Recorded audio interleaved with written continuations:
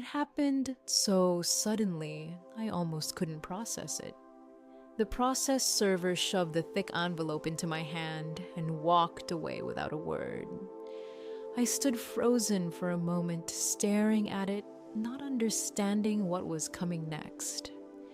My fingers trembled as I tore open the envelope right there on the porch.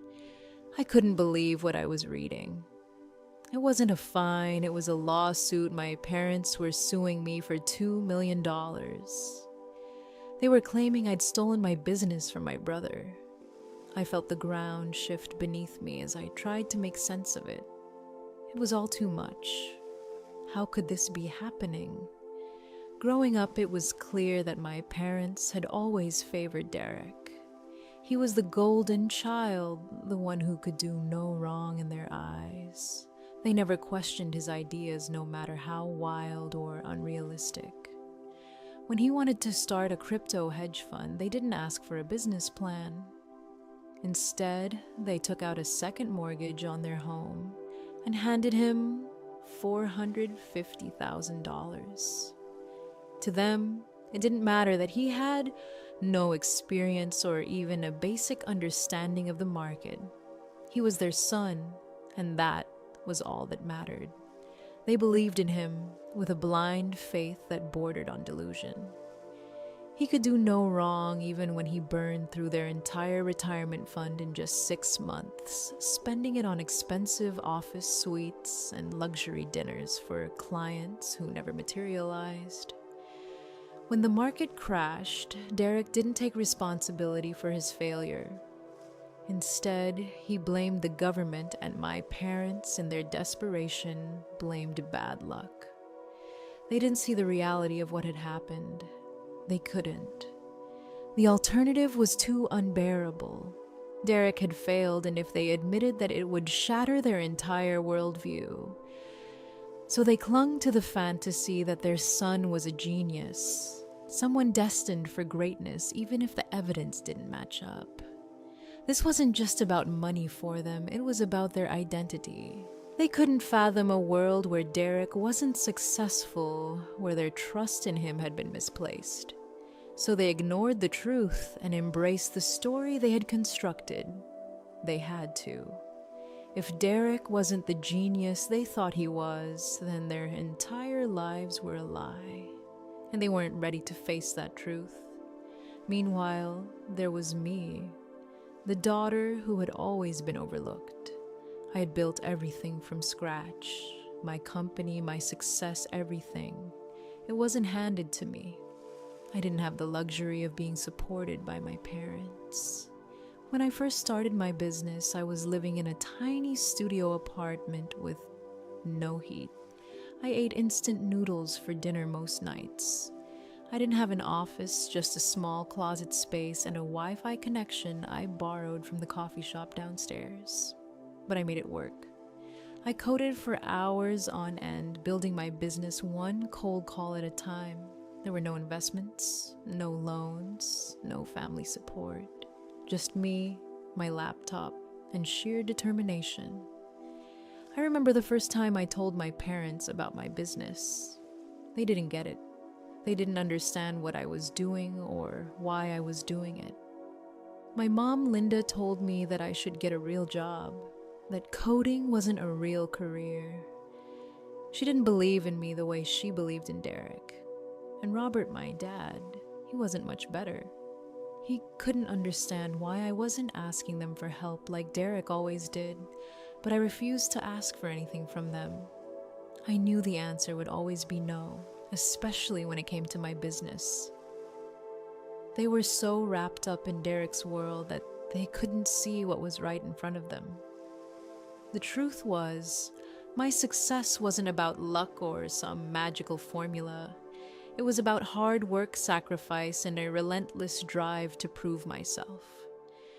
But none of that mattered to my parents. They were so obsessed with Derek's potential that they couldn't see the reality of my achievements. I remember one particular moment when Derek was going on and on about his latest brilliant idea this time. It was blockchain and vibes. I remember that dinner so clearly. Derek spent 2 hours talking about how he was going to revolutionize the blockchain with vibes. He didn't know the first thing about coding. He couldn't even tell Python from an actual Python, but my parents hung on to every word he said. It was almost embarrassing to watch. I tried to explain to them that his ideas were nothing more than buzzwords, but they didn't care. They were entranced by his charisma and his endless stream of promises. Derek had a way of making people believe in him, even when he had nothing to show for it. And my parents, they were all too eager to believe. They believed in him so much that they ignored everything around them. They ignored the failed crypto venture, the mounting debt, and the signs that they were putting everything they had into a losing bet. It wasn't just about the money for them, it was about proving to themselves that their faith in Derek had been justified. If he was a failure, it would mean they had failed, and that was a reality they couldn't face. So they kept making excuses for him, kept putting more of their money on the line, and kept ignoring the truth. And while they were doing that, I was over here, working myself to the bone, trying to build something of my own. I had nothing handed to me, no second mortgages, no $450,000 investments, just grit and determination. But none of that mattered to them. It never did. To them, Derek was always the golden child, the one who would save them from their financial woes, the one who could do no wrong. They never saw me as anything more than the background player in Derek's story. It's strange, I spent years proving myself to them, building something real and tangible, but they couldn't see it. They didn't want to, because if they did, it would mean admitting that Derek was just another failure. And they couldn't handle that, so they kept living in this delusion, this fantasy they had created about Derek. They didn't want to acknowledge the truth that their son was the one who had burned through their savings, who had gambled their retirement fund, and who had failed them at every turn. They couldn't face that, so they created a new reality. And now looking back at that lawsuit, I could see it all so clearly. This wasn't just about money. It wasn't just about who owned what. This was about survival. My survival. They couldn't face the truth, so they were willing to tear everything down to protect their fantasy. As I read through the lawsuit, something about it didn't sit right with me. The details were twisted, distorted into a version of events that felt alien, as if someone had rewritten history and made me the villain. But the moment that made my stomach drop, the moment I realized how deep this betrayal went, was when I saw the napkin. It was there, buried in the middle of the legal papers, and it looked almost absurd in its simplicity. A cheap white cocktail napkin stained with a brown ring from someone's scotch, the edges frayed and worn like something you'd find in a dive bar at 2 a.m. The napkin had a crude flowchart on it, boxes drawn with arrows, a half-baked attempt at something that could be mistaken for a business plan. But it wasn't the drawings that made my heart race. It was the words beneath it. Derek owns 50%, Caitlin does the coding, written in block letters, and at the bottom's a signature. My signature. At first I thought I was seeing things. There was no way this was real. I had never seen this napkin before in my life. I had never signed anything, let alone on a cocktail napkin, with the ink still fresh and the signature barely legible. But there it was, staring back at me, and everything about it screamed forgery. The first thing that hit me was the date scribbled in the corner 3 years ago, the night of that dinner. The one where Derek had rambled on about blockchain and vibes. I knew that night. I remembered it. Derek had spent hours talking about this vague idea of revolutionizing logistics with blockchain, but it wasn't about that.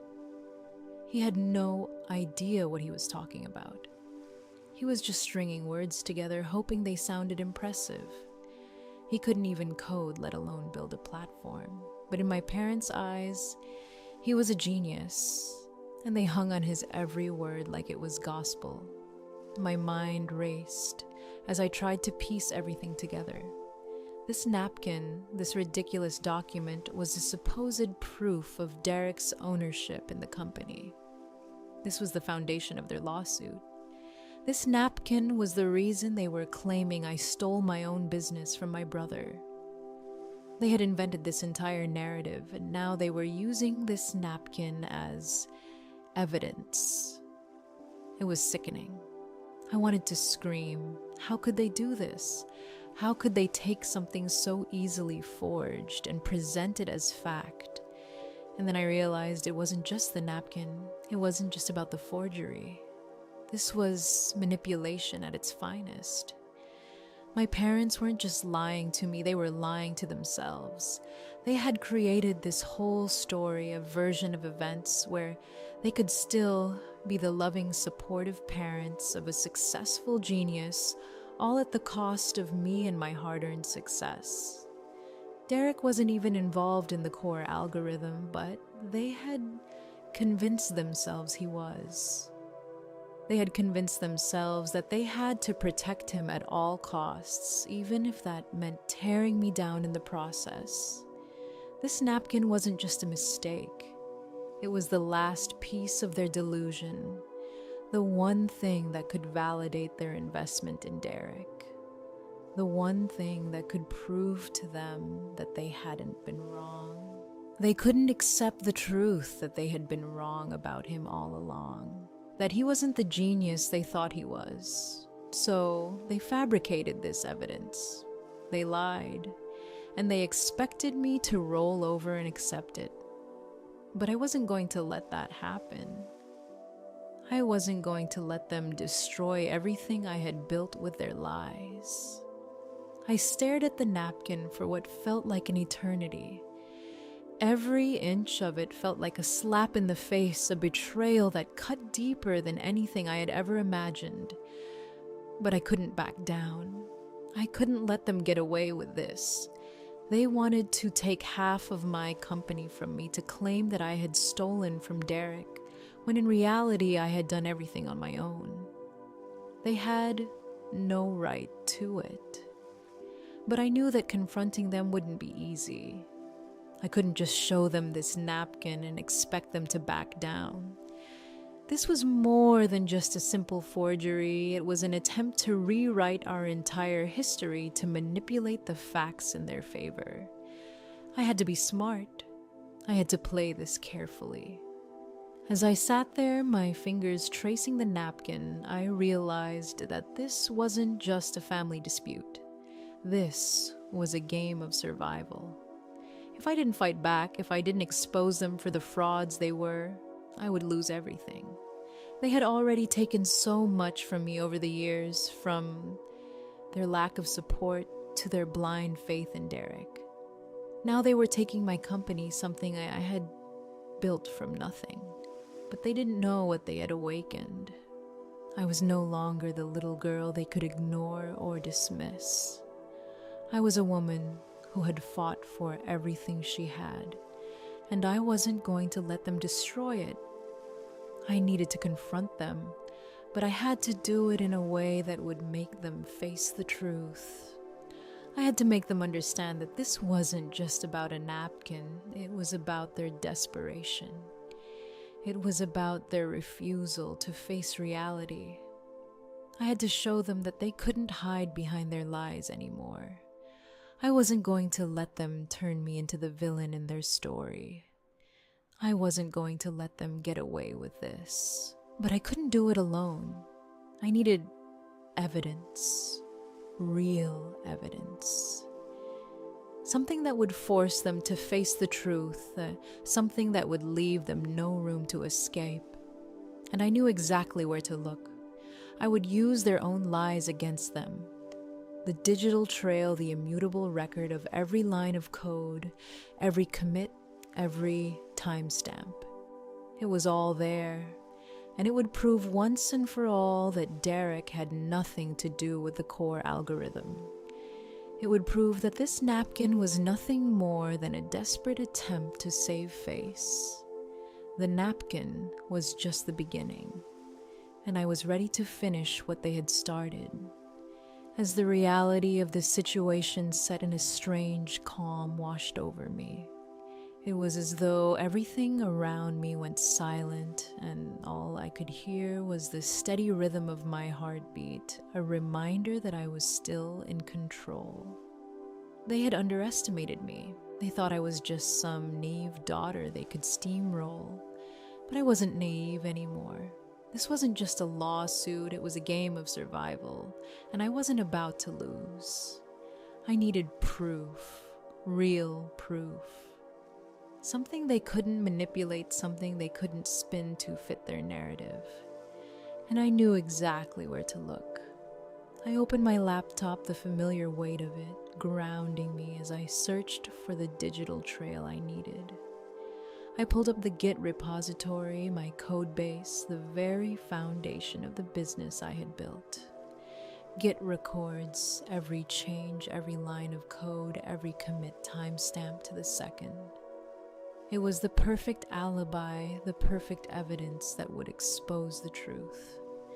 I began filtering through the comments, searching for the dates surrounding the dinner when they claimed Derek had invented my core algorithm. It didn't take long. The timestamps were there, clear and undeniable. The entire architecture of the system had been written over a 72-hour sprint, with the final commits falling right around the time they claimed Derek had been drawing flowcharts on that napkin. I zoomed in on the details, each line of code a testament to the countless hours I had poured into the system. There was no mention of Derek, no sudden breakthrough from him, just me working tirelessly to bring the vision I had in my head to life. It was as though the napkin, the whole story they had concocted, never existed. The evidence was right there, and I wasn't done yet. I wasn't going to stop with just the code. I knew I needed something more, something to show the world that Derek wasn't even in the same continent when the so-called partnership was happening. So, I pulled up his Instagram. I wasn't proud of this, but I knew Derek had posted about his trip to Cabo the same time he was supposedly working on my platform. I started scrolling my fingers, moving quickly as I searched for the dates. There they were, photos, videos, timestamps. There he was, lounging on a beach, drinking shots with strangers, living it up, while I stayed up all night writing code. The timestamps didn't lie. They were right there, synced up with the exact moments I had committed the code to the repository. Derek wasn't coding. He was drunk at a beach bar. I couldn't help but feel a cold satisfaction as I gathered the evidence. This wasn't just about disproving their claims, it was about showing them how far they had gone to distort the truth. They had taken a moment of vulnerability, a family dinner, and twisted it into a story of betrayal and theft.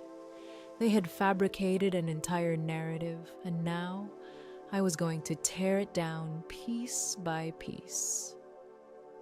As I pulled up the metadata on the Instagram posts, I felt my confidence grow. I was no longer the scared little girl trying to make sense of a family that had always put someone else first. I wasn't trying to protect my image anymore. I wasn't trying to save face. I was going to expose them. I opened a new window, clicked through to the messages with my lawyer, and started drafting an email. This wasn't going to be a simple back and forth. This was going to be my first strike, the beginning of my counterattack. I laid out the facts, commit timestamps, Instagram posts, and the undeniable proof that Derek wasn't involved in the creation of the company. I attached screenshots of the Git commit history and Derek's Instagram feed side by side, and I made sure the metadata was clear and unambiguous. I wasn't asking for forgiveness. I wasn't pleading for them to take the lawsuit down. No, this was a warning. This was me drawing a line in the sand, letting them know that I wasn't going to let them get away with their lies. I hit send. The email flew off into the ether, and with it a weight seemed to lift from my shoulders. The fear I had been carrying for days, weeks, even dissipated. I wasn't a victim anymore. I was a force to be reckoned with. They had thought they could manipulate me.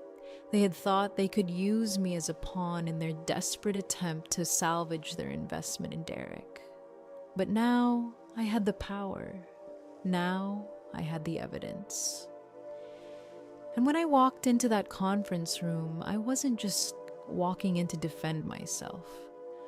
I was walking in to take back control, to expose the truth, and to make them face the consequences of their actions.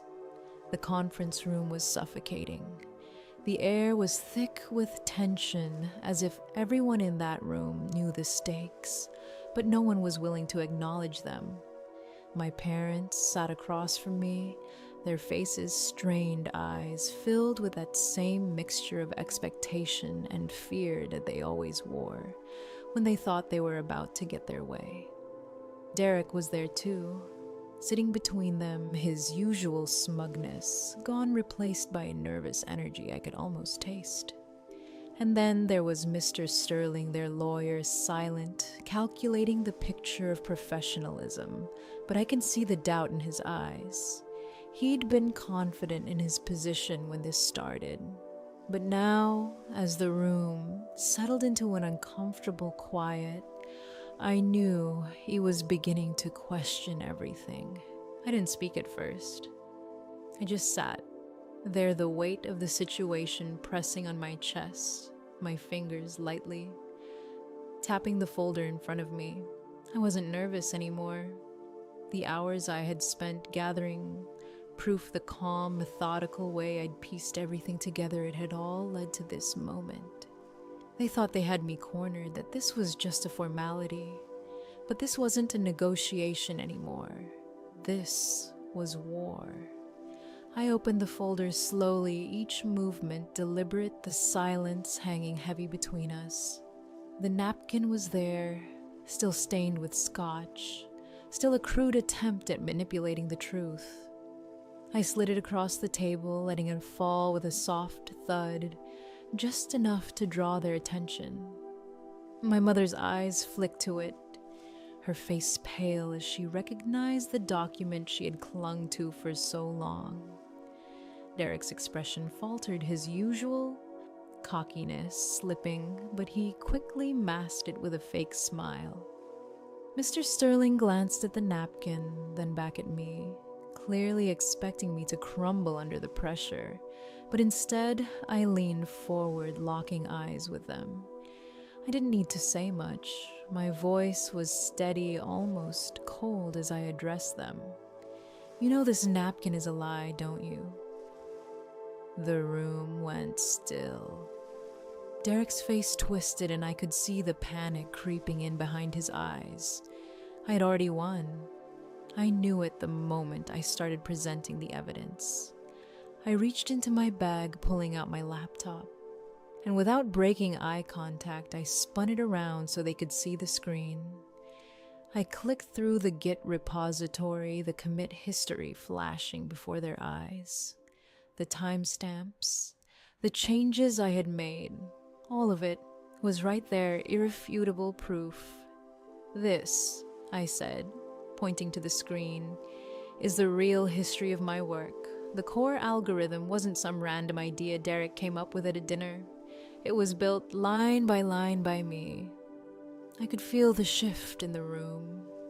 My parents were silent now, their faces drained of color.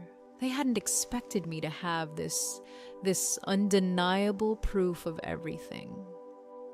Derek shifted uncomfortably in his seat, his earlier arrogance gone replaced by the same unease that had started to spread through him the moment I showed them the napkin. Derek wasn't even here. I continued clicking through Instagram photos showing them his posts from Cabo. While I was coding building the system, he was on a beach getting drunk. He wasn't even in the same hemisphere. The tension broke like a dam bursting. Derek's jaw clenched and his eyes darted around the room, searching for some escape. The lies he had told were unraveling in real time, and there was nothing he could do to stop it. I saw the moment when it clicked for Mr. Sterling, when he realized just how deeply he had been dragged into a web of deceit. He didn't argue.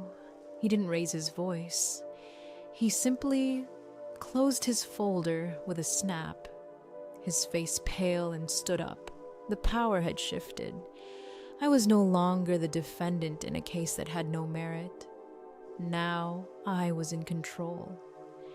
I had exposed the truth, and there was no going back for them. The room fell into an eerie silence as I watched the realization dawn on my family. The lies they had spun were collapsing piece by piece, and I was the one holding all the pieces. "I'm done," I said quietly, my voice cutting through the silence like a knife.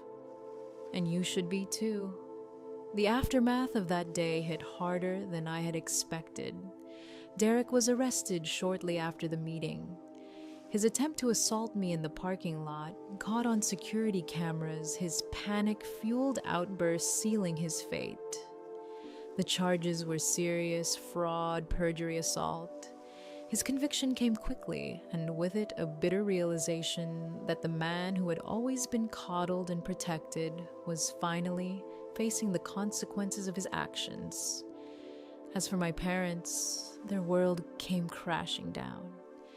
The house they had mortgaged to finance the lawsuit was taken from them, their last financial safety net obliterated. But instead of savoring the victory, I couldn't help but feel a strange emptiness. This wasn't how I had imagined it would end. They had always been my parents, despite everything, despite their manipulation and the years of neglect. Seeing them lose everything, seeing their desperate hope crumble to dust, didn't feel like justice. It felt like the harsh reality of their own decisions catching up to them. In the end, I decided to liquidate the house. Not for the money, but for something more important. I used the proceeds to start a scholarship fund, laptops, and internet access for students who, like me, came from nothing. The same determination I had put into building my business was now focused on giving others the opportunity I never had. I realized in that moment that I had found my real purpose. My future was no longer defined by my family's failures, but by what I could create, what I could build with my own hands. The road ahead was mine to walk, and for the first time in my life, I felt like I was truly in control. I had survived their lies, their manipulation, but more than that, I had come out of it stronger, wiser, and ready to face whatever came next. Have you ever had to fight for your future, even if it meant letting go of everything you thought you knew? Thanks for sticking with me through this wild journey. It's not easy to share something so personal, but I believe stories like these are meant to be heard. I'd love to know your thoughts. Have you ever found yourself fighting for your future when everything seemed stacked against you? Drop a comment below and let's keep the conversation going. If this story resonated with you, consider hitting like and subscribing for more. Your support means the world, and your reflections help me connect with all of you on a deeper level. Take care, and I'll see you in the next one.